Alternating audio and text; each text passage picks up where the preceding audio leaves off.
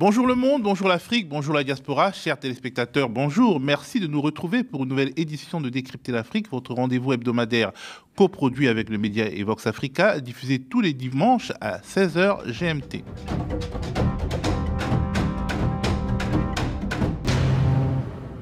Avec un peu d'ironie, on peut dire qu'au Gabon, le pouvoir est au bout du micro. Lors de sa première campagne électorale, celle en vue de la présidentielle de 2009, Ali Bongo Ondimba, fils du président défunt Omar Bongo Ondimba, montrait l'étendue de ses talents de rappeur.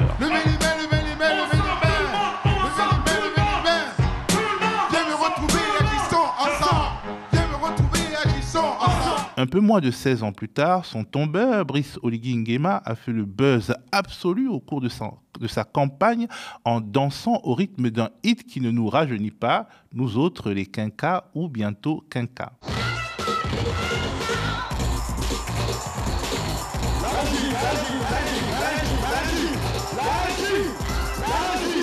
Plus sérieusement, le scrutin présidentiel du 12 avril 2025 signe la réussite d'une stratégie de prise de pouvoir dont la marque fondamentale est l'ambiguïté.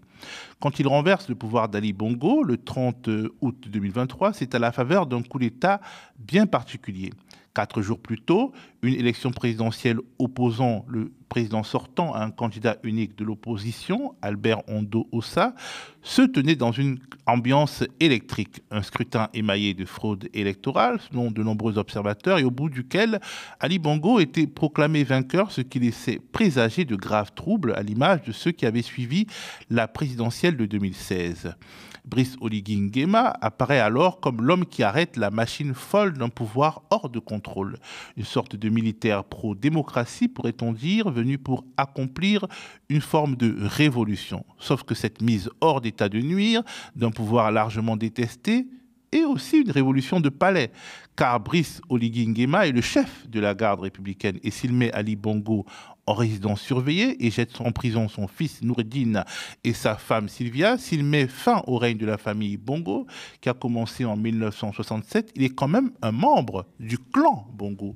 Il est le fils de la cousine d'Omar Bongo, le père d'Ali, et son ancien aide de camp. Il est forcément un des meilleurs connaisseurs des secrets d'une famille dont il est un membre certes lointain. Il est connaisseur également des petits cadeaux que son défunt patron savait distribuer entre autres à la classe politique française. Peut-être pour ce type de raison, son coup d'État est plutôt bien vu à Paris, alors même qu'Emmanuel Macron voue aux gémonies des leaders qui se trouvent dans la même situation au Burkina Faso, au Mali et au Niger. Mais cette ambiguïté fondamentale n'empêche pas, moins de 2 ans plus tard, un sacre électoral indiscutable avec plus de 90% des voix. Il fait le meilleur score de l'histoire du Gabon depuis le retour au multipartisme en 1990. Son adversaire Alain-Claude Billy Binzé critique un vote opaque et contestable, mais reconnaît sa défaite et n'ira pas au contentieux électoral. Quels sont les secrets de ce plébiscite? J'ai posé la question à mon confrère Norbert Navarro, bon connaisseur du Gabon, où il a été journaliste. Il explique le contexte politique de ce plébiscite. En 2023, les principaux partis d'opposition se sont entendus pour dire qu'il fallait faire tomber Ali Bongo. Or, en 2025, ces mêmes partis ont soutenu Brice Clotaire Oligui Nguema. Donc, on ne peut pas penser que ces partis-là étaient majoritaires il y a 2 ans et puis seraient soudainement devenus minoritaires. À cela s'ajoute le fait que le parti d'Ali Bongo, le PDG, a lui aussi appelé à voter Brice Clotaire Oligui Nguema. Or, souvent, le parti qui est resté au pouvoir depuis longtemps a un socle d'environ un tiers de la population en âge de voter. Donc, on peut comprendre les résultats. Le métissage ethnique de Brice Oligui Nguema a également compté, selon Norbert Navarro. Clotaire Oligui Nguema vient du Haut-Ogooué, il parle le téké, il comprend la culture locale. Ces populations-là se sont reconnues en lui. À cela également s'ajoute que dans le centre-sud et dans le sud, euh, qui sont les provinces les plus frondeuses du Gabon depuis les années 50, on a suivi la première dame, Madame Zita, et puis dans le nord. Bah là, c'était la province du père du président. Les habitants ont longtemps considéré qu'ils étaient marginalisés, qu'ils ne pouvaient pas avoir accès au pouvoir parce que les autres s'alliaient systématiquement contre eux. Et là, et ils ont eu l'impression qu'ils avaient enfin le pouvoir. C'est d'ailleurs dans le Wellington que le président a obtenu son meilleur score national. Au-delà de son score confortable, Oligui peut se prévaloir d'un scrutin qui s'est mieux déroulé que lors des fois précédentes. Cette élection, il faut le souligner, a été marquée par un certain nombre de premières. D'abord, les résultats ont été annoncés immédiatement, dans la même journée, mine de rien. Et ça faisait un bon bout de temps que ça ne s'était pas produit au Gabon. À souligner aussi que les communications entre le Gabon et le reste du monde n'ont pas été coupées. Et puis, il n'y a pas eu de contestation. Dès le lendemain du vote, les Gabonais vaquaient à leurs occupations. Donc, c'est une pure formalité, on pourrait dire. De fait, la consécration électorale d'Oligui Nguema est une bonne affaire pour la France officielle dont le Gabon est l'arrière-cour depuis les indépendances. Moi, j'ai l'impression que oui, on part plutôt pour une continuité parce que, selon toute vraisemblance, Emmanuel Macron va se rendre à l'investiture du président le 3 mai. Ça n'est pas encore confirmé à 100%, mais tu verras, il ne ratera pas le rendez-vous, lequel a été précédé par de nombreux rendez-vous entre les deux hommes en France. On ne faut pas s'attendre, en tout cas dans les premiers temps, au moindre changement de ce côté-là. La France applaudit, hein. C'est évident. Enfin, moi, je serais très surpris du contraire.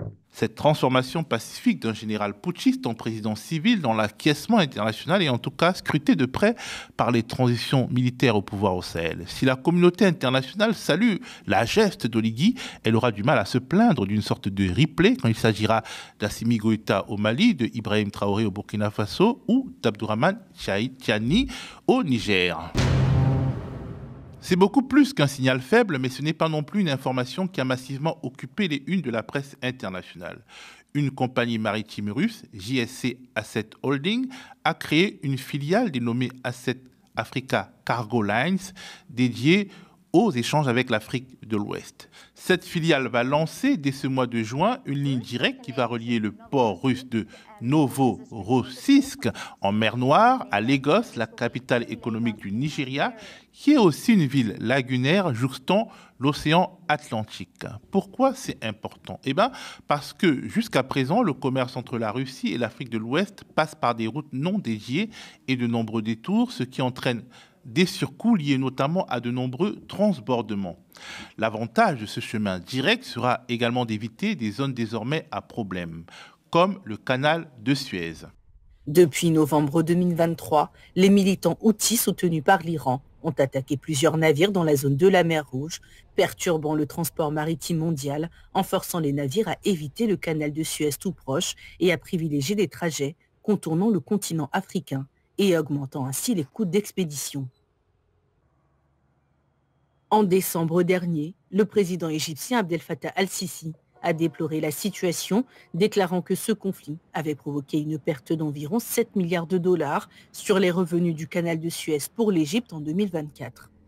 La voie maritime passant par le canal de Suez est la plus rapide entre l'Asie et l'Europe. Elle est également la plus rentable. Situation similaire avec le détroit de Bab el-Mandeb. Large de 36 km dans sa partie la plus étroite, il relie la mer Rouge à l'océan Indien. 12% du commerce mondial emprunte ce passage maritime entre le Yémen, Djibouti et l'Érythrée. C'est du Yémen en guerre civile que vient aujourd'hui la principale menace. Les rebelles houthis qui contrôlent l'ouest du pays y mènent des attaques armées contre des cargos commerciaux censés être liés à Israël depuis novembre dernier. Des prises d'assaut spectaculaires qu'ils affirment être une réponse à la guerre menée par l'État hébreu contre le Hamas dans la bande de Gaza. La nouvelle route que trace Moscou passe par le détroit de Gibraltar, contrôlé par l'Espagne, le Maroc et le Royaume-Uni, considéré comme plutôt sécurisé, et la côte ouest africaine, alors que la piraterie dans le golfe de Guinée a tendance à baisser au large du Nigeria, du Ghana et de la Côte d'Ivoire. Grand exportateur de blé et d'engrais vers l'Afrique de l'Ouest, la Russie passera via de gros porte-containers par les ports de Lagos, mais également de Dakar au Sénégal, ce qui pourrait bien faire baisser le coût final de ces produits et aussi de ces machines industrielles. Le capitalisme russe entend également se servir de cette nouvelle donne pour accroître ses importations de coton en provenance du Mali, voisin du Sénégal, et premier producteur d'or blanc sur le continent. Le Mali qui est également membre de l'Alliance des États du Sahel que Moscou fournit en armes et en instructeurs dans le cadre de la guerre contre les rébellions djihadistes et régionalistes, quitte à se fâcher avec le grand voisin algérien. La mise en place annoncée de cette route maritime arrive un an après une rencontre au sommet à Moscou entre les ministres russes et nigérians des Affaires étrangères. Les ministres des Affaires étrangères de la Russie et du Nigeria ont échangé mercredi à Moscou. Il était question des relations futures entre les deux pays.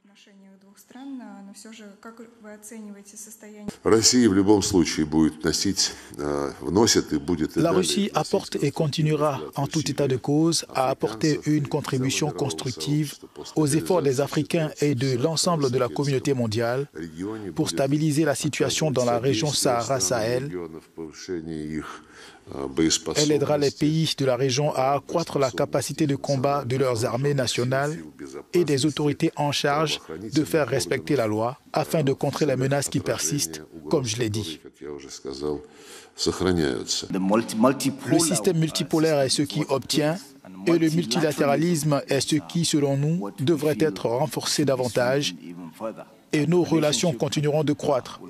Historiquement, exportateur d'armes privilégiées vers l'Afrique, mais très loin derrière la Chine, par exemple, en ce qui concerne les autres biens et services, la Russie de Vladimir Poutine est manifestement engagée dans le développement d'une stratégie africaine de long terme, alors même que l'attitude globalement belliqueuse des États-Unis et de ce que l'on peut considérer comme le suivisme de l'Europe pousse les puissances à revoir leurs alliances stratégiques.